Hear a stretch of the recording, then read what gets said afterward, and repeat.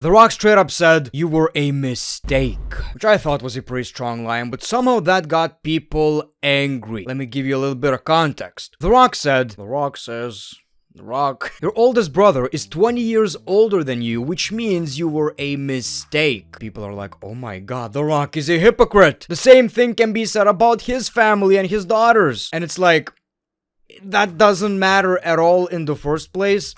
And it's like, do you people realize The Rock is a heel character? Being a hypocrite is a part of his character. It's just a heel saying heel things. And somehow, some way, for whatever reason, apparently, people took it seriously. Out of all the things you should probably get mad at, this ain't one of them. We should focus that energy on this. No.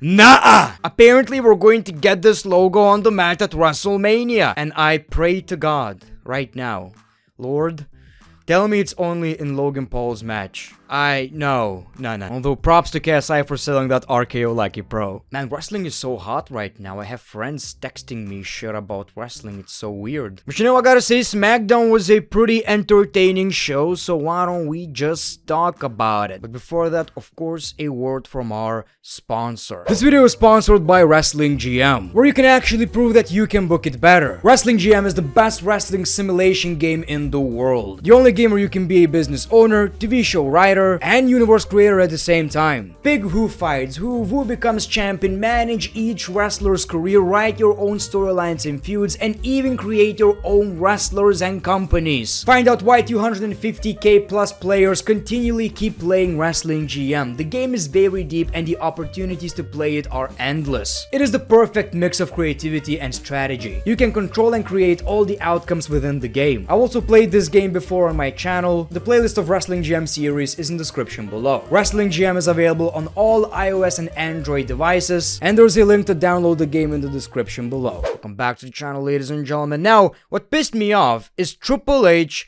mocking me. Yes, literally mocking me personally. He's like, WWE's YouTube channel got 100 million subscribers, and I want to thank the WWE. Nah. He's mocking the fact that we didn't finish the story yet. And that's what we're trying to do.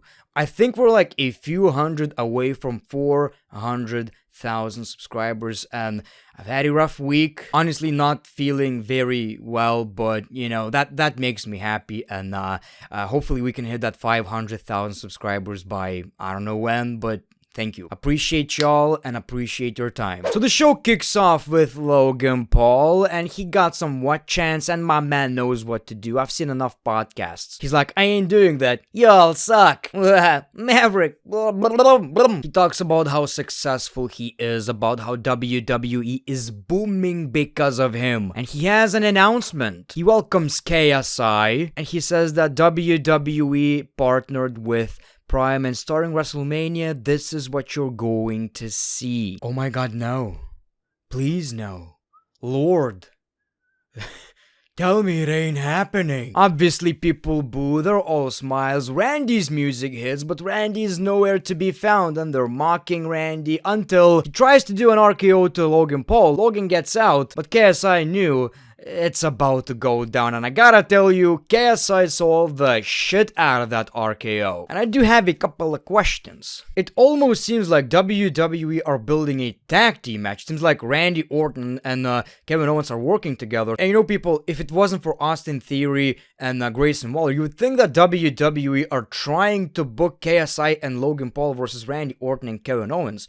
It's kinda interesting. I don't think KSI could be in a wrestling ring. I don't think he trained for that, unless it's a big secret. But it's crazy how we kinda know that Randy Orton is facing Logan Paul at WrestleMania, yet at the same time, what is Kevin Owens doing in this? It's really interesting, unless we're going to get Kevin Owens versus Grayson Waller and Austin Theory in a handicap match. Well, we got a tag team match on SmackDown. Randy Orton, Kevin Owens versus Austin Theory and Grayson Waller, and that was so much fun, man. I don't know what it is about Randy Orton lately, but you can tell my man is having so much fun in that ring, and when he's having fun, all of us are having fun as well. And you know, Austin Theory needs to get a raise after all of these crazy RKOs he took. The best RKOs of 2024 are going to feature 5 RKOs to Austin Theory. And I like this vibe of Randy Orton and Kevin Owens. I wouldn't mind seeing this tag team match, whoever Logan Paul is partnering with. Maybe it's going to be a 3-on-2.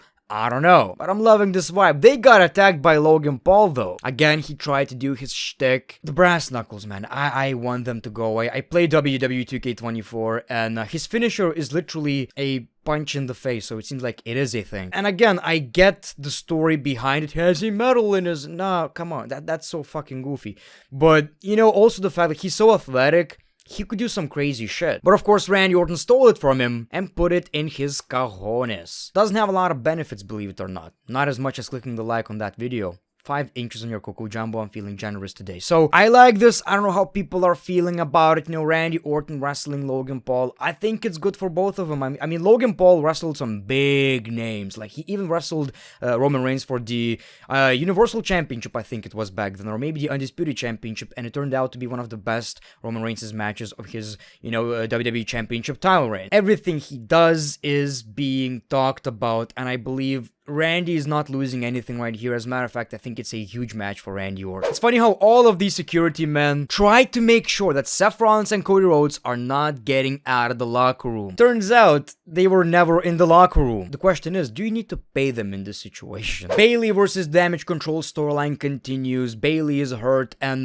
Dakota kind of said that she's almost like the leader. Like, she's pulling all the strings, which is kind of weird. Lately, everything they do, they just make Io look like she's a champion, yet she's not even the most important part of the story, which is so weird. I don't get that. Again, they're doing something they did with Drew McIntyre. Naomi feels sorry for Bayley. Bianca doesn't because, well, she was attacked by Damage Control. Except in this case, Bianca Belair is, you know, the good guy. Drew is just a hater. We got Bobby Lashley versus Karrion Kross, and this was pretty nice, but again, it's one of these things where you just know how it's going to end. It's not like Bobby is going to lose. It's not like Karrion Kross is going to lose fair. So, of course, we got all the interferences, all the brawling, and it seems like I've seen it so many times, and I'm trying to give it time. I'm trying to appreciate what is happening right here, but again, when it comes to Karrion Kross, it's just, I don't feel this character. It's very bland. We got Michin versus Tiffany Stratton. Seems like Tiffany is getting a push in the WWE. WWE listened and she won the match again. I think she's gonna be a star. AJ Styles addressed the meme. You know, I traveled across the world to attack LA Knight because of what LA Knight represents. Somebody needs to teach him a lesson, and I'm perfect for that. And of course, he did that because, you know, LA Knight caused him the match too. He wants to remind LA Knight what AJ Styles is. He feels like LA Knight is stealing his spotlight, you know, because when AJ returned, people were talking about LA Knight. I gotta be honest, it's not necessarily a very good story, but I'm happy that it's a good enough match for LA Knight. But what kind of sucks lately is that, yes, LA Knight is still getting the good reactions, but it's nowhere near as close as it was like a couple of months ago, which was expected. You know, it's not that big of a deal. I just hope that WWE realized that, you know, things like these happen. It's not gonna be forever, and LA Knight is still incredibly over. And LA Knight responded by beating the shit out of the TV. So there's that. We got Dragon Lee versus Angel. What was wrong with Angel Garza? Is Triple H changing names now?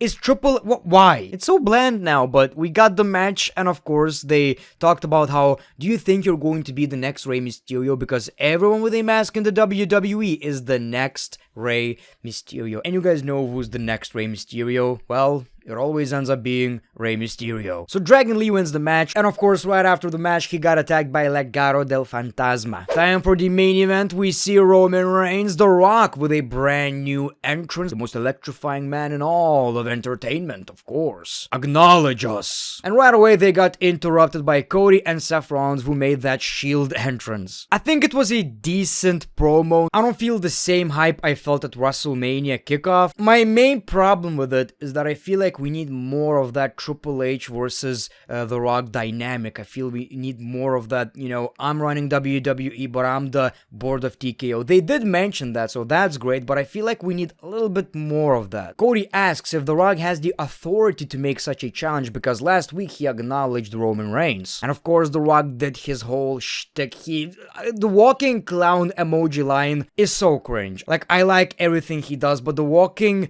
clown emoji, that's so fucking lame. Rollins actually cut a good promo. He was passionate about how this is our time and you're not gonna take that away from us. When it comes to the challenge, we accept. And now the Bloodline did the same thing. Cody, you're just gonna let him accept the challenge? And that's what I like. The Rock actually legit said, I'm your boss. And we got one more stipulation, which is great. Makes this whole thing even better. Like, don't get me wrong, I like this shit. I really do. I just feel like it could be even better. So, I think it's natural to want more. If Cody doesn't beat Roman Reigns at WrestleMania, he will never be able to challenge anyone for the WWE Championship. Of course, then he talked about his family, about how, he's the youngest and he was a mistake, and Cody slaps the shit out of The Rock. The Rock smiles and the show. And so that's all good. But, you may think that, okay, this makes WrestleMania really predictable because, of course, he has to beat Roman. If he doesn't, he's never going to win that championship. Well, you never know with Roman's matches, man. You never know. But it does make everything even more, interesting, because now we're going to be rooting for Cody even more. If he doesn't beat Roman, he's never winning the championship, which obviously is going to change. It's wrestling. But, it's pretty good. I like that there are so many things, so many stipulations. They're fighting for so much. I like the story. And you might feel like it's a problem that the same people are going to be main eventing both shows, but it's The Rock, it's Cody, it's Reigns. I know some of you find it, problematic. Maybe the women should be main eventing. Maybe Seth Rollins should main event against Drew McIntyre, but that's not even possible. Maybe it's not gonna be the main event. I don't know, but it just seems like it's The Rock, dude. It's just gonna happen. I always look at things like that.